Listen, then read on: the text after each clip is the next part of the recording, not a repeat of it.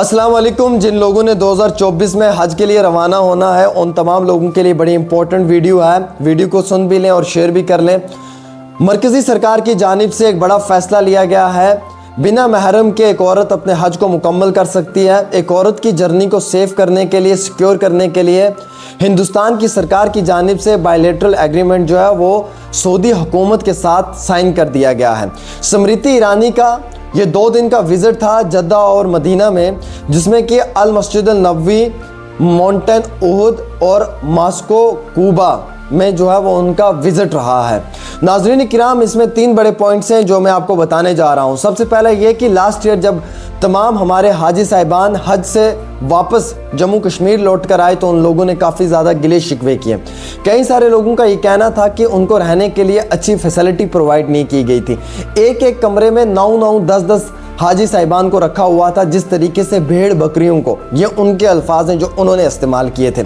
उनका ये मुतालबा था कि जब वो आब ज़मज़म लेने के लिए गए तो वहाँ पे भी सोशल मीडिया पे वीडियोस वायरल हुई। कई सारे लोगों के आपस में लड़ाई झगड़े दिखाई दिए। इतना ही नहीं बल्कि जब वो मैस में खाना खाने गए उस वक्त में भी कई सारे लोगों के जो हैं वो वीडियोस वायरल हुए, जिसमें कि उन लोगों को मुकम्मल तौर के ऊपर जो है वो फैसिलिटी प्रोवाइड नहीं की गई थी। मरकज़ी सरकार ने एक बड़ा फैसला लिया है। 1,75,000 और 25 लोगों की अलॉटमेंट हुई है इस साल के हज के लिए, जिसमें कि 1,40,000 जो हाजी हैं वो हज कमेटी ऑफ इंडिया के ज़रिए से हज करने के लिए जाएंगे। 35 लोग जो हैं वो ग्रुप ऑपरेटर्स जो हैं उनके ज़रिए से अपने हज को मुकम्मल करेंगे।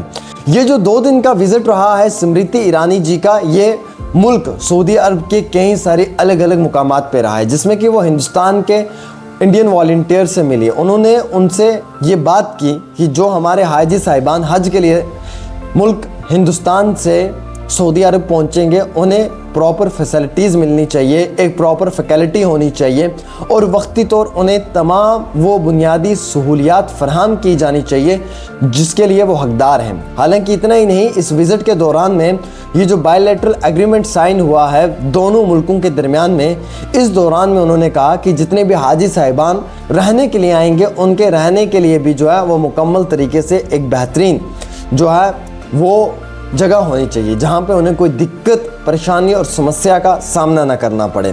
ख़वातीन व हज़रात, इस दौरान में जो ये एग्रीमेंट साइन हुआ है इसमें एक बड़ा पॉइंट ये भी रहा है कि बिना महरम के एक औरत अपने हज की फ़राइज़ को अंजाम दे सकती है, वो अपने हज को मुकम्मल कर सकती है।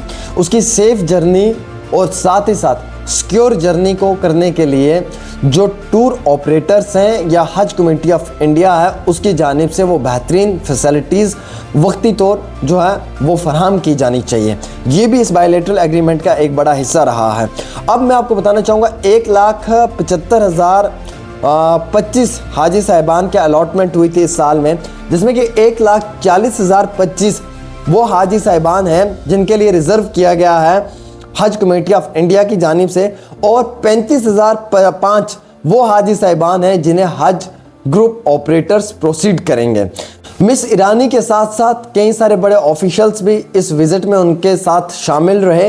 हालांकि नाज़रीन किराम, ये जो हज इस बार 2024 में हाजी साहिबान करने के लिए जा रहे हैं उनको किसी भी तरीके की कोई परेशानी और मुश्किलात का सामना ना उठाना पड़े, इसलिए गवर्नमेंट ऑफ इंडिया ने डीपली ये कमिटमेंट की है कि तमाम फैसिलिटीज़ और सर्विसेज को जो है वो इंडियन मुस्लिम हाजी साहिबान को वक्ती तौर प्रोवाइड की जाए और कंफर्टेबल तरीके से उनके एक्सपीरियंस को बेहतरीन करने के लिए वो मुमकिन कोशिशें अख्तियार की जाएं जिनसे उन्हें किसी भी तरीके की मुश्किल ना आए। ये विज़िट जो था ये मदीना रहा उनका, और इस विज़िट के दौरान में माउंटेन ऑफ उहुद, कूबा मस्जिद और उसके साथ साथ जो है वो अल मस्जिद अल नबवी में भी उनका ये विज़िट रहा। हालांकि इसके साथ साथ कई सारे और भी मुकामात पे उन्होंने विज़िट किया है। इसी दौरान में हम ये भी आपको बताना चाहेंगे कि उन्होंने अपने सोशल मीडिया के ट्विटर हैंडल पे ये वीडियोस अपलोड करते हुए ये कहा कि जो मिनॉरिटी अफेयर्स की मिनिस्टर हैं स्मृति ईरानी जी, उन्होंने